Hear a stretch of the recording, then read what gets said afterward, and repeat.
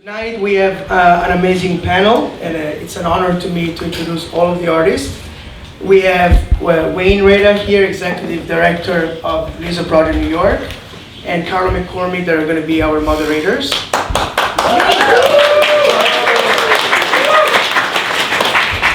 We have Indy 184, Ron English, and Shepard Fairey.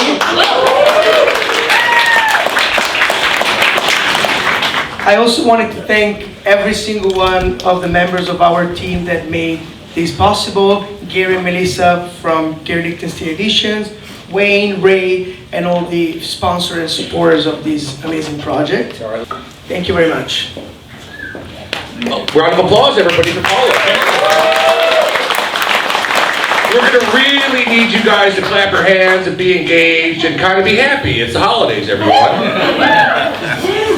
Carlo, how do you want to do this? Do you want to introduce me? Well, yeah. No, I mean, Pablo did such a good job. Yeah. But if you can talk a little bit after he's blown so much smoke up your ass, a little bit about Lisa. I think that'd be a nice way to start, and then I'll, because no one really wants to hear us, so we're going to talk to the artists. And I'm marking myself now. 3 minutes. Go. Okay, everybody, so my name is Wayne Reda. Along with myself and my husband, Ronaldo Reda, we created the Lisa Project in 2012. Initially, it was a project for the New York Comedy Festival owned by Caroline Hirsch of Caroline's on Broadway, which is sadly closing their location after 30 years. And she was the very first person to believe in the idea. In 2012, Instagram was coming into the fold. So to promote the New York Comedy Festival, we thought, okay, what if we created some funny art to promote a funny festival? And we had 3 artists that worked with us, an artist by the name of Adam Lucas, aka Hanksy, a gal named Ann Lewis, aka Gilf, and then of course the street art master, Ron English. Let's give Ron a round of applause. In that first year, in 2012, we created the Green Temper Tot, the 4-story Green Temper Tot, which Ron, by the way, I'd like to point out. So the Temper Tot's done, and he's like, I have to go because Hurricane Sandy's coming, and we're gonna lose power upstate in Beacon. And then him and Bo Stanton at the time, who was his assistant, go, oh shit, we forgot the shadow. Never have I seen in my life people frantically run to grab a bucket of paint to create a shadow so that it was as photorealistic as possible. And then race back up to Beacon, New York for the hurricane, and we all know the story from there. But the great thing about it is that we put everything on Mulberry Street, and the merchants of Little Italy in that area noticed why were all these people coming down here photographing the art when all the restaurants were closed. We were in the dark for about 7-8 days downtown after Hurricane Sandy. And when they understood the power of the art and the murals, that's when we let me just say, I guess one thing leads to another. And the Lisa Project was born. Lisa is an acronym. There is no Lisa.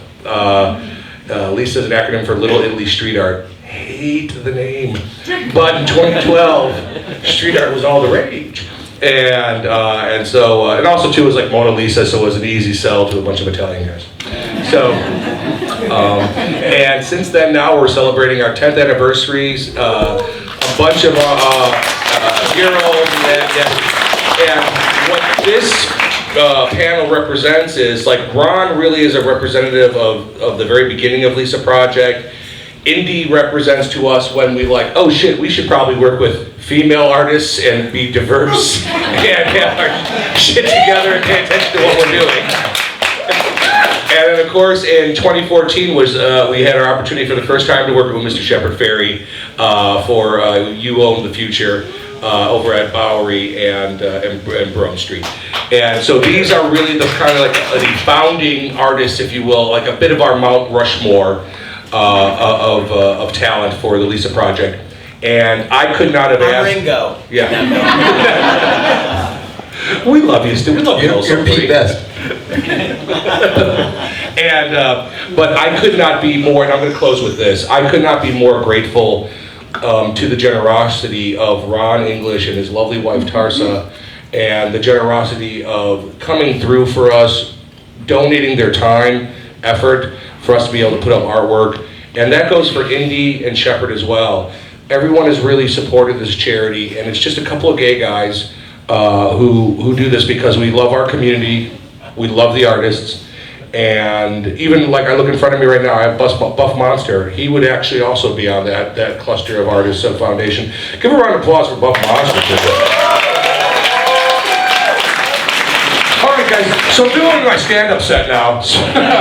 Come on, where are you from? All right. So that being said, I just can't tell you how grateful I am, and especially Carlo who's hosting our second panel discussion. Mr. Carlo McCormick, thank you so much. Just clap your hands, that's right. Word is, you've been around for a minute, so you know this stuff. So I'd like to leave it to you, Maestro there. Thanks, Wayne. Sometimes I, for whatever reason, forget like your comedy background. And this evening you reminded us beautifully of like, you got the shtick, man. Right? I got a place up in the Borscht Belt. Like, too bad there's no more casinos, but you could rock that world otherwise. Oh, thank you, pal. All right, so it's not about us. It's really about you guys, and we're really honored to talk to you. I thought because we never really talk about specific pieces. We always keep it kind of general, and this is an opportunity for you guys to talk about what you did for Lisa. And Ron, I loved your temper tot from like, that was kind of the start of it. Anyone who's ever been a breeder will know like that kids can turn into the Hulk. You know, get a little hangry or whatever the hell it is. And but maybe start with you, and we'll just go down, and you can each talk about the evolution of whatever the idea. Well, it was funny because I had a week to work on the piece, and then there was this hurricane coming, and I don't know, like, I'm not a big history buff, but I don't know how often hurricanes hit New York City, but it didn't sound like a good thing, and it didn't really sound like a thing I wanted to paint in. So me and my assistant decided, we're just gonna fucking do this in one day, and we're gonna get the hell out of Dodge. And you guys were kind of mad. You were like, yeah, dude, you can paint in a hurricane. We'll get you an umbrella. Yeah. And it was funny because then I painted the temper tot. We did it in one day, and then all the neighbors thought that the temper tot brought the hurricane. So it took a little while for them to kind of get. Well, there's an angry green giant that came down upon us. I wish I had those powers, but anyway, after that it was off to the races, right? Yeah. We went from green to pink. And Indy, yours is across from the Tenement Museum, and talk a little bit about that one. Yeah, I got invited by Wayne. This was, I think, what year was it? Like 10 years ago? 2014. 2014. Yeah. And it was just like out of the blue. Yeah. I had like a day or two, and it was one of my first mixed media murals that I painted. So it was very important, and it meant a lot to me that you actually like believed in my work, because at that time I only had like graffiti pieces and stuff. So you saw the vision. So I appreciate that. And the inspiration that she brought was down the street from the Tenement Museum.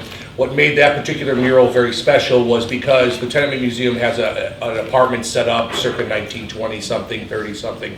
And when you stepped outside of that apartment, they have a little balcony area. You look to your right, you could see that beautiful mural.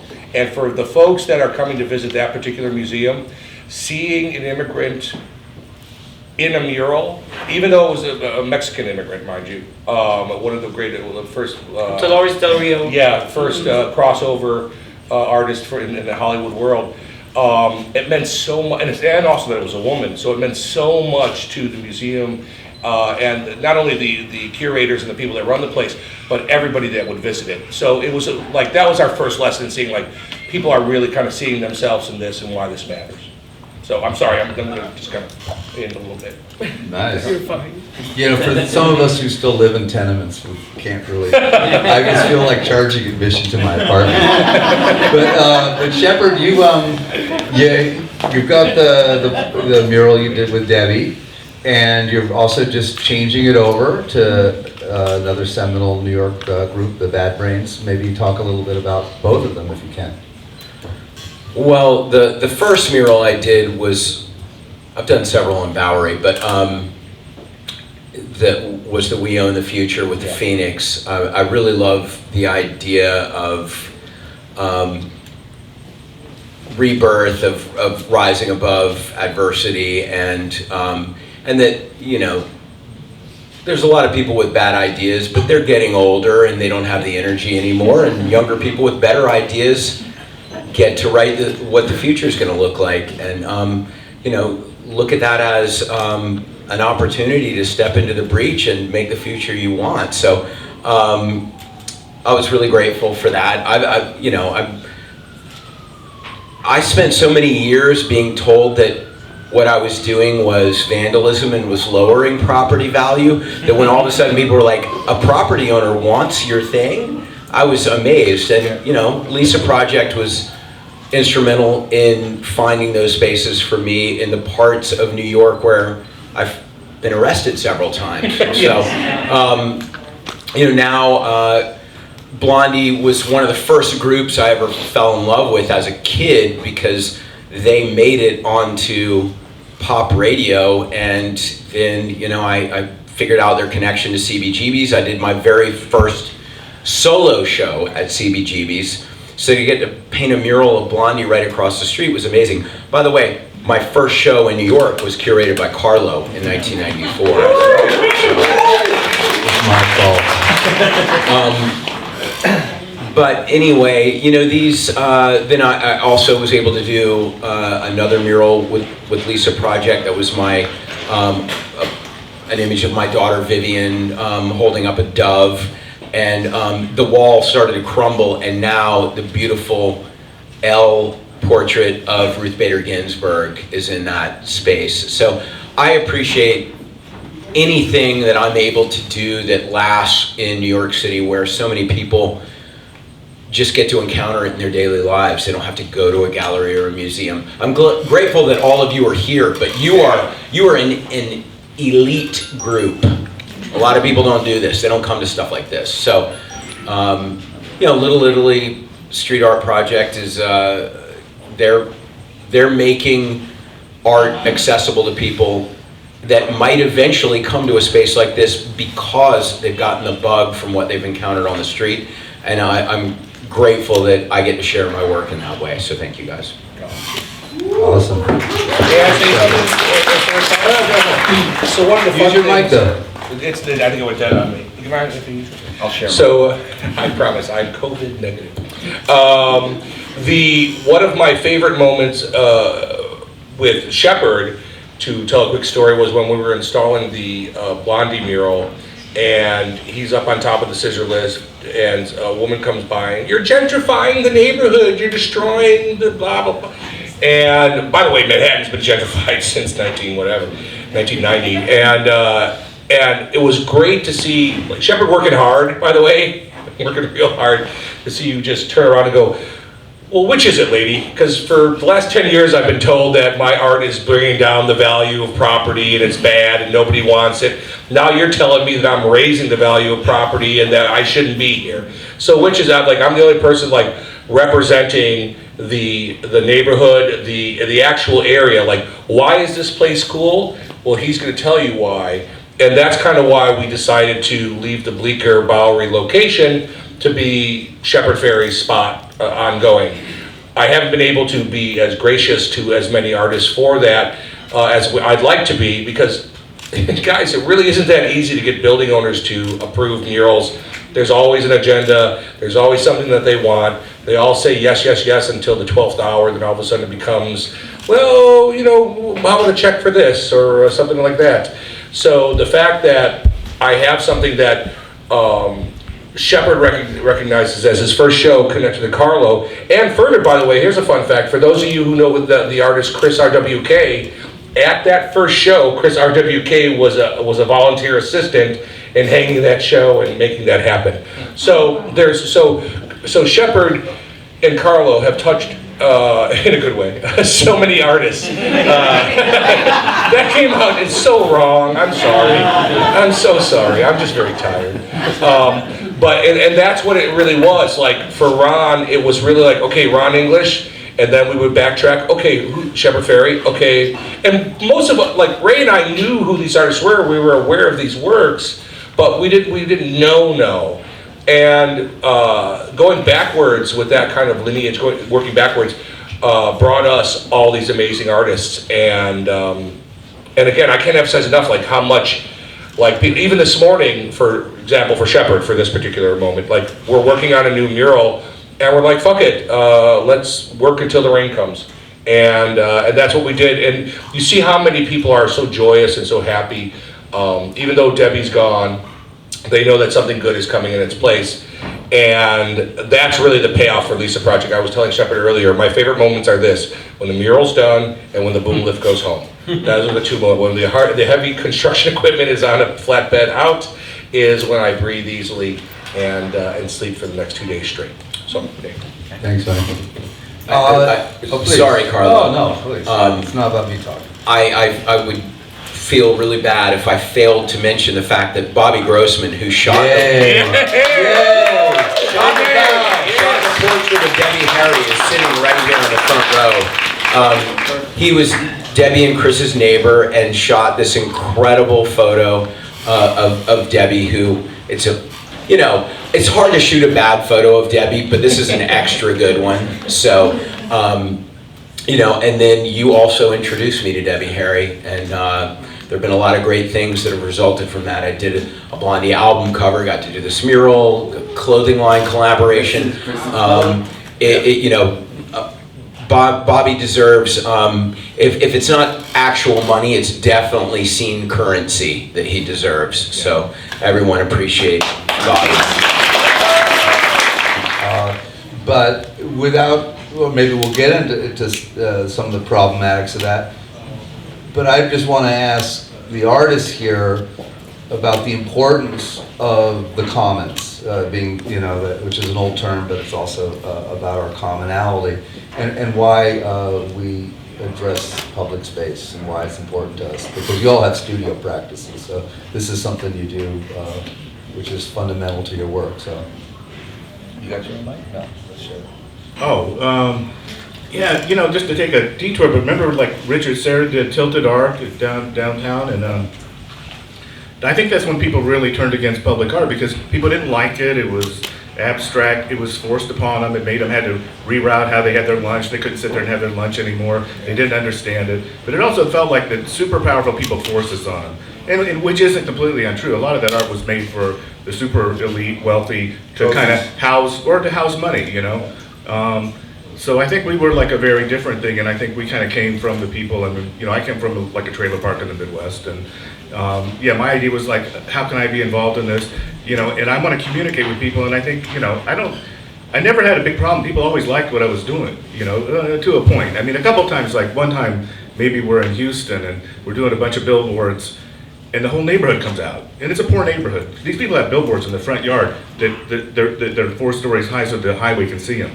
And so they're not super happy about having billboards in the yard, but what are you going to do? You don't own your own property. So we would come and do their billboards, and generally they were pretty funny, and they liked them, and they would throw a party for us, like a street party for us when we came. They didn't know who we were.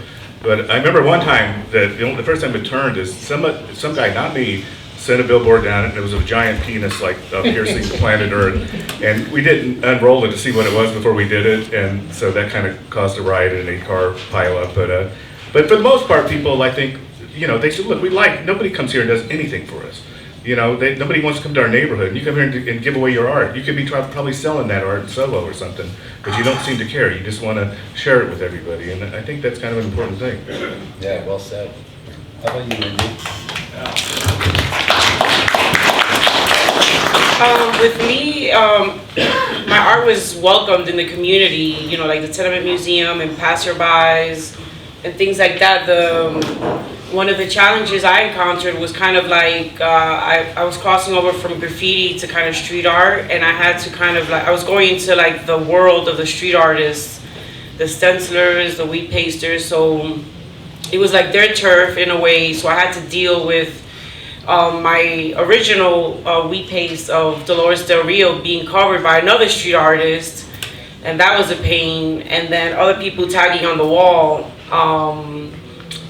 Before I even got to finish the piece, and after, and things like that. So it's a lot of like taking care of it, maintenance, mural maintenance, and things like that. But I think I was overall welcomed as far as the community, the general public, but I had to work my way through the street art kind of realm. Yeah, New York bullshit's a pain in the ass for murals a lot. There's all this idea somehow like there's a battle between graffiti and street art, and that's a bunch of horseshit. There could be, gorgeous harmony, but graffiti just isn't that. That's not the vibe of it. And Indy did have, that was one of the frustrating things, that Indy did have a rough time. And how many times can you repair something that's a mural that's not epic in size, but then it becomes so important and meaningful to people? We just, again, it's organic, it's New York City, so we just embrace it as what it is. And also it encourages people to get off social media and to actually physically go see the mural. But at the same time, it's weird. Like, if you think about my life, 90% of the art I've created over the last 60 years is gone. It's destroyed. But it's kind of part of it, and you have to come to some kind of terms with the fact that everything I make is going to get destroyed. And sometimes before you're even finished with it. Yeah, right. But so I think of it like it's a movie screen, And so I made a movie and I put my movie on the screen, and then other people should have access to that screen. So I get my art when it's up That's there. how it was in Yeah. the East Village. It was like, it was so great, you turn a corner and something magical would be No, I there. literally had fucking Basquiat over one of my pieces. And it was on a wooden wall. And if I wasn't such an idiot, or if I could have comprehended what was going on, You would take that I shit could have down. taken that wall down, and I wouldn't be sitting in this gallery, I would own this gallery. Please, Shepard, because you've been really engaged in this, I'd love to hear your thoughts.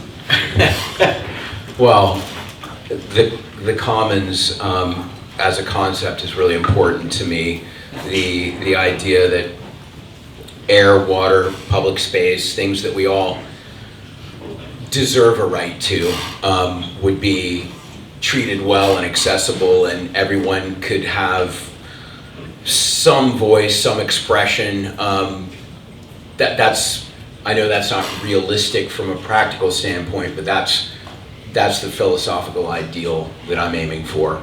And so, when I started with a $4 an hour skate shop job making paper stickers, and then worked my way up. And I love the case study of empowerment, that people might look at where my career is now and they don't get what the evolution was, but working in the street, sharing my work with people who have maybe been, feeling powerless, feeling like they don't, they haven't earned the right to express themselves. Whether they're inspired in a positive way by my work, like, oh, great, I like what he's doing, maybe I could do something like that. Or that guy is fucking whack and he's doing well career-wise, like, I could do better than that. Either way, it's a win. So I want people to participate in meaningful ways. I want molecules to collide in ways that matter for people. And that's different from just looking at stuff on screens.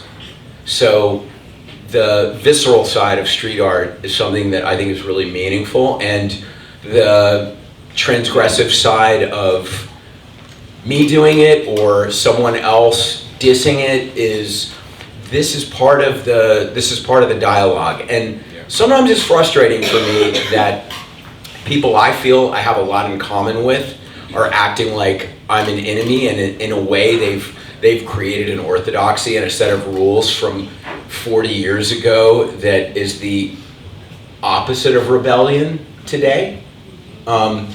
But I still say always, a person with motivation and a can of flat black, even if they're a dick, is somebody that I side with more than the cops or a corporation that's trying to hold those people down. Yeah.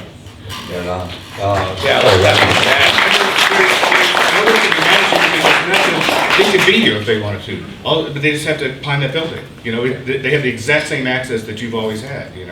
Like sometimes, like you give a talk or something, and somebody's yelling at you. It's like, well, what are you doing about uranium-tipped bombs are dropping on Iraq? And it's like, well, I get up and do stuff every day. It's like, why don't you do something about it? And they say, well, I'm not an artist. It's like, well, do you have a Kinko's near your house and a ladder? It's like, well, I got a Kinko's near my house and a ladder. Then you're a fucking artist. You got something to say it. Don't make me try to say everything. Yeah. But also, a lot of the haters just fun. It's just like people like, if everybody likes the Beatles, then I hate the Beatles, you know? Yeah. And they really like the Beatles, so I wouldn't take that stuff too seriously. No, you suck, Shepard. No. Oh, he's Ringo. And I'm cool. I'm like, yeah, I do suck. With your amazing talent, why aren't you head and shoulders above where I am? Because you're lazy. Get out there, do something, empower yourself. Well, I'm scared of heights, that's my excuse. Well, there's a web page that I followed. You want to talk about suck? There's a web page that I followed since 2008 that finally now, from Shepard, it's a half obey phase, that finally the building, just the rain over time, finally made it disappear. So Ron is exactly correct. If you're somebody that has a message, you want your voice heard, go to Kinko's, copy that over and over, really big, and get some wall. You can start with wallpaper paste, and then if you're smart, you'll find a good wheat paste recipe online. But as the asshole gatekeeper up here, let me remind you, anyone can be an artist, but not many people can be good artists. Sorry, I'm a cunt. Following up a little bit on the kind of dialectic Shepard laid down here, is that there is this, and Indy, you'd be sensitive to this, because graffiti was just noise and destruction and vandalism to people, and street art did kind of help create a new paradigm that got past some of the biases of class and race that were embedded in what people thought of graffiti. But I did appreciate street art as something that wanted to address community, and really it's a bit about community and not just the community of artists. And so we have this thing of like the sensitivities to a community that I think everyone who does anything in public should be aware of, but also the potential for provocation, which is also really important. So I'd like to ask each of you how you kind of balance that. And, why don't we start with you this time, Indy, because you got to think about that shit. Can you frame the question? That's loaded. I guess the question is like, what's your responsibility to like make people really happy and beautify a neighborhood, and what's your chore to like make them think and poke them a little bit, and all that would be the easiest way to break it down, but there's a lot of ways to think of it. It's basically sensitivity versus provocation. That makes sense? A little bit. I mean, I don't know, I just do it. I don't put too much thought into it. I kind of just go with whatever's happening in my life, and hopefully it empowers somebody else. By the images, the icons I work with, the messages I put on there, the small tags. I mean, I hope I'm empowering people in the community. That's kind of like the goal, but it's not really what I guess I'm living it still. So it's kind of like hard to answer that. Well, let's ask the old man. He's had a chance at this. Well, we don't think about that stuff. I did street art for 10 years, and then in maybe 1984, I lived in a house, or maybe 1983, I can't remember, of a bunch of political activists, and they're like, you have such access to the public. Why don't you say something besides look at my art? People know who you are now. Why don't you do something else? And they kind of activated me politically and made me realize that there were issues that I could address, and using my form that I stole it. Yeah. But I mean, at the same time, I feel like you could climb up there too. But but it's not something you think about. You make art. You want to interface with the public. First, you make it for your family, then you make it for your friends, and then you make it for a bigger public. And I think people kind of wish that maybe we thought about a lot more stuff than we do besides look at our art. But when I very first started doing billboards, I had to have a crew to help me do the billboards, and I got crew, and they were kind of like thugs. They were people willing to commit a felony. And I remember once I was so excited, it's like, wow, you guys, you're sheetrock workers or, you're carpenters, but you love art because you come out with me every night and you hit these billboards. And then one of them goes, we don't fucking love art. It's like, what? No, we don't love art. We like we like climbing on shit, you know, and breaking the law. So I mean, we all, but you're born an artist, so then you have to kind of figure out how do I interface with the world, and then suddenly the world has a lot of issues that they push back at you, and it may not be a part of your original agenda.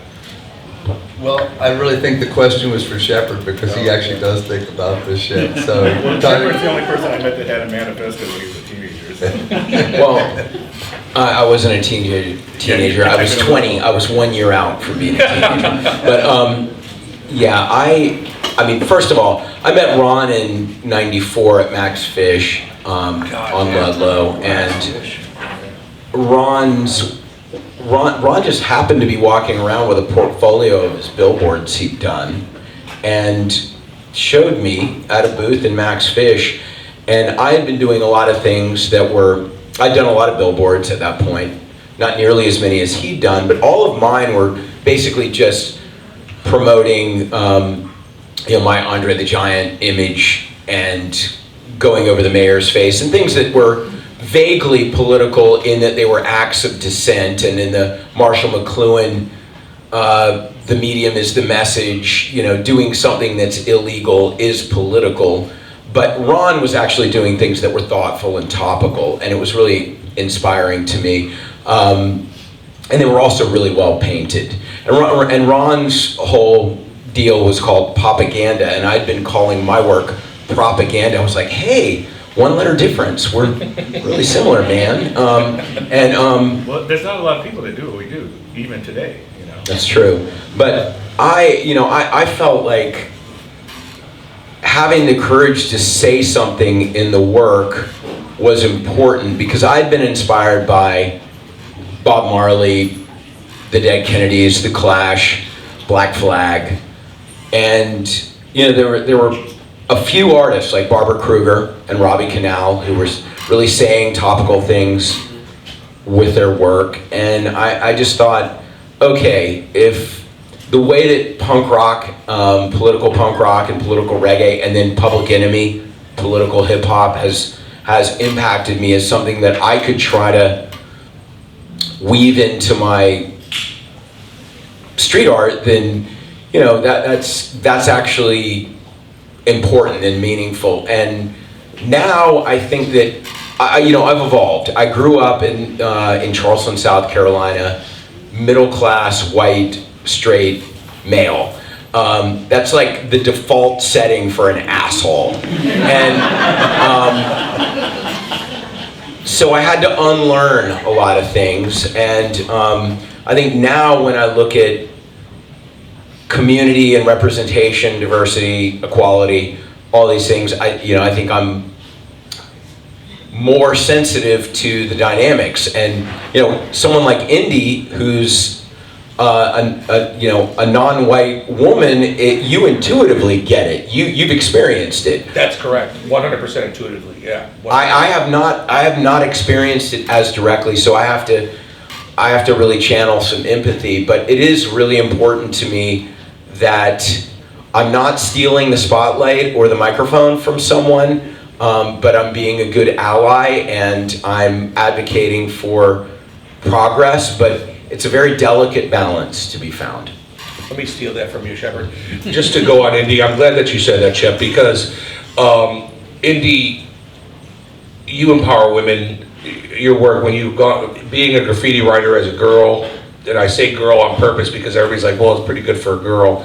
That has been around forever. And then to see the segue that you've gone into the multimedia, the weed pasting, it's always featured a female image, an empowering image of girls, whether it's even biting a lip, you know what I mean? And your particular mural with that, you just put up what you love and what you feel is in your heart, and then all of a sudden it just radiates and resonates with thousands and thousands of people. Same thing with Ronnie, by the way, and Shep. I mean, it was obvious, that it resonates with thousands of people. But for me, I remember being in the East Village and seeing stuff that was related to running, and not knowing what's going on and thinking that it's real, and then talking to you, and then the stories about being, 50, 100 feet in the air, and then you get a gust of wind, and you're like, and I can't even imagine what the hell how many fire escapes you went up and down to put up the Andre the Giant.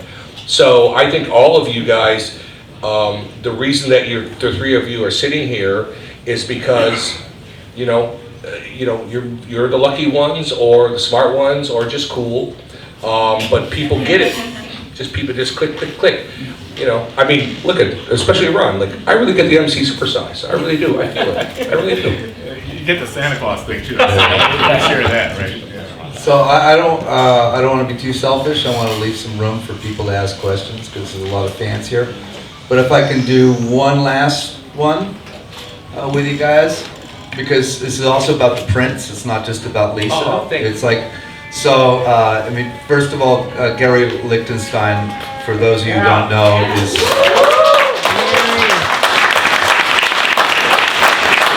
he's a real maestro, and with a really deep history. But that's also an excuse to talk about, okay, we can talk about public art all we want, but you all have studio practices. And sorry, that's an art world term. Forgive me for it, but y'all do stuff at home, not just always on the street. And so I'd like to just, if you can briefly talk about maybe the print or about some of these affordable multiples, because they're really generous artists. They give their work away for free to the public, but they also have to subsidize it. But also the way they subsidize it isn't always by really expensive paintings like we get to enjoy in this gallery. It's about affordable work, democratic work, accessible work for everyone. So sorry if you can unpack all that stuff. We're talking about your studio practice, about the other kinds of work you do, and that kind of thing. You got it. We've been talking forever. You guys want to talk I about make very difficult paintings. I build huge sets, and then I photograph them, and then I base everything off of that. And I don't make the smartest paintings in the world. I don't know. I work harder than Mark Wright, but get less money than him. But I live in different worlds. Like even the pop surrealism world. I don't know if you remember that. It kind of died off, and because it wasn't replenished by young people. And I think the reason was it got destroyed by street art, because I think sitting in your studio, and then the craziest thing that can happen to you is your cat knocks over your paint, versus propelling off buildings and having these grand adventures. If you're a young kid, what's going to attract you more?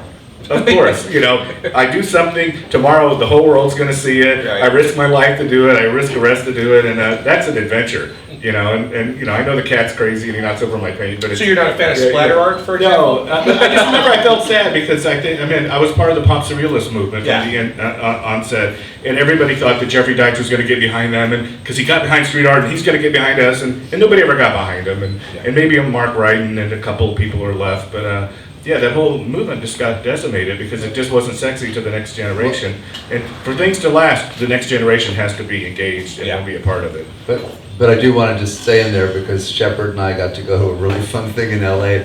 Mark Ryden's Barbie show is so great. And was that not the most incredible alumni meeting of the pop surrealist movement? It was kind of beautiful. But I do want to talk more, if everyone can share a little bit about you were a little crazy about your studio, about the way you construct things, but it doesn't have to be that complicated. But everyone has a distinction because there's a different gaze. Like what you see going down the street, out of the corner of your eye, the way it grabs your attention is super different from what you're going to see in a gallery or a museum or live with in your home for a really long time. It's which is much more a contemplative gaze. It gives back. It's way different than the way shit grabs you on the street. So you have to think about and I know some really great artists who work graffiti and on the street who never made that transition. They're just doing artifact versions of what they did on the subways or on the walls. And so it's really important to develop more nuanced language. So can we talk about that a little bit? You want me to talk about it, or? Oh, you go ahead. Oh, You have the mic. but the whole street thing, when I first started, I just wanted people to see stuff, and I wanted the immediacy, because I had made art, and I went to the galleries, and I said, can I show my art in your gallery? And they said, well, you can come back when you're 30, which is 12 years from now, and it's when you're a kid, you're I don't want to wait 12 years. And that's why I did the billboards and stuff, because I wanted that immediacy. But a lot of the stuff I did, was just like I went to the cliffs and I painted fake dinosaur skeletons in the cliffs, or I went down to the park and I put fake skeletons of fish but I didn't know who was going to see them. There was no internet. There was no way to know if people were kind of reacting to this or not. But it was just the idea that I would, I could make something and leave it behind and somebody else would see it. There was no way I could ever reconnect with them. But I think that's one of the most natural things that an artist wants to do. You want to create something, and then it's not complete until somebody experiences it. But you just want them to have a magical experience. And for us, we were just running around, and we would get a case of beer, and we would stay out all night painting fake shadows on walls, and then the next day we would just sort of hope people would see it and experience it. It was so rare that you met somebody that actually experienced what you did. Like the one time I remember, I used to hitchhike a lot, so I'd make a really beautiful sign, and it would say the name of the town I wanted to go to. So I made a really beautiful sign of Dallas. And this guy picks me up and he goes, "I don't pick up hitchhikers." It's like, "Well, you just picked up a hitchhiker." And he goes, "Yes, but your sign." It's like, I have to know the guy that made that sign. That's why I picked it up. And we're driving, we're talking about this, and look at the wheat fields. It's like, that proves God exists, or whatever we're talking about. And then I said, "What do you do?" And he goes, "I'm a delivery guy in Dallas." And then he started talking about, all over Dallas, there's these insane billboards. Some are just see-through. It's painted with what's behind it, or it's just some ad for squirrel piss beer or something. And he goes, "That confuses me, and that can't land in my head because who's paying for that?" And then I said, "Oh, okay, I can answer that. Nobody's paying for it. I'm stealing these billboards." And then he was so happy. He's like, "Finally, that idea can land in my head because I don't know, who the fuck is paying for this and why does this exist?" Well, now you know why it exists. But that's one of the few times I actually got to meet somebody that was experiencing my art until the internet happened and all this other stuff. Yeah. You remember the question? Yeah, what are we talking about? But how about what do you do when you're working on the street is one project and one kind of thing, but then you're also working in the studio. We were talking earlier about how happy you are to spend so much time in the studio, and then maybe you kind of wish you'd been getting out more on the streets, but it's two different things. So talk about it's two different worlds. Painting in the studio versus the street. You have more. It's more intimate in the studio, and it's more private, and it's longer lasting. In the street, you paint it, and it doesn't. It creates dialogue and all this, and it's beautiful, but it's not forever, like Ron said. And I get to explore more, I get to experiment more in the studio, and I'm the happiest there, I would say, because it's uninterrupted time. When you're painting a mural in the street, you have to stop what you're doing, you have to, conversate, and it's only right, you're not going to just be there painting and ignore people. Okay, if you say so. Yeah, well, can't be mean. That's why we like the lifts, they can't get to it. That's right, that is why I do love lifts. Just let them work. Yeah, so I enjoy painting in the studio and stuff, doing digital art and things like that, besides canvases. But do you feel safest there? I do, it's my home. Yeah. So, yeah. How about you, Shepard? How does the street versus the studio thing, how do they inform each other for you? Well, a lot of the aesthetics are similar. My style really came from, it came from a lot of different places, but my budget dictating my aesthetic was one of the big ones. Obviously, I'm very inspired by Russian constructivist design and album cover art, poster art, things, very graphic things. Pop artists like Rauschenberg, Warhol, Lichtenstein, Jasper Johns, Barbara Kruger, who worked as a graphic designer doing magazine layout before she was a successful fine artist. I want to take some of the energy of what you have on the street with the textures, the noise, the organic side of the decay, and I want to incorporate that into my fine art. So I'm using a lot of collage, a lot of layers to replicate a little bit of that sense of layering and history in my work that I'm making as fine art. But there's a fine art world connection to that. When you look at Jasper John's work with encaustic and collage, or Picasso incorporated collage, it's a blend, but really without the engagement and the style of the stuff on the street, my fine art would not look the way it looks. So they're all connected. Screen printing was, for me, always a logical medium because I could make prints on thin paper that I would wheat paste on the street. And then I would use the same screens to make prints on thicker paper that I would hypothetically sell, which for years they just stacked up in my studio. They didn't sell, but then when Juxtapose was kind enough to give me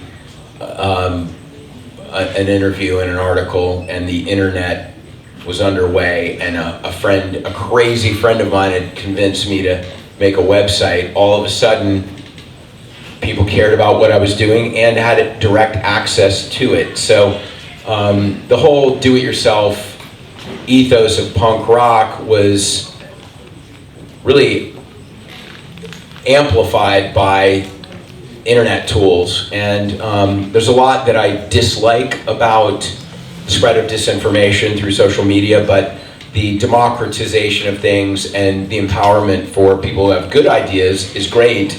I wish you could not empower people with so many bad ideas, but yeah, all of what I do for fine art. I went to art school. I went to RISD. It's arguably the best art school. I felt like I was really inferior to a lot of my classmates, but I knew what I wanted to do because I came from skateboarding and punk rock and the Public Enemy, Run DMC, Slick Rick, NWA era of hip hop, where that was the new punk rock. And I was like, you could call it all street culture. I wanted to connect with people I related to. And doing that, doing stuff on the street, and then doing affordable things coming out of my studio made sense. And then people would come to me eventually and say, hey, you want to show some of that stuff at a gallery show, like Carlo?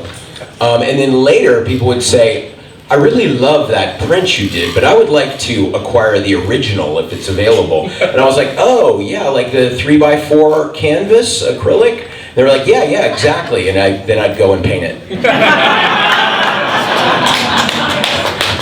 Thanks, everyone. Really thank you guys, and thanks to Gary, who has his gallery, and everyone here. And buy these prints, everybody. Come and on. buy the art.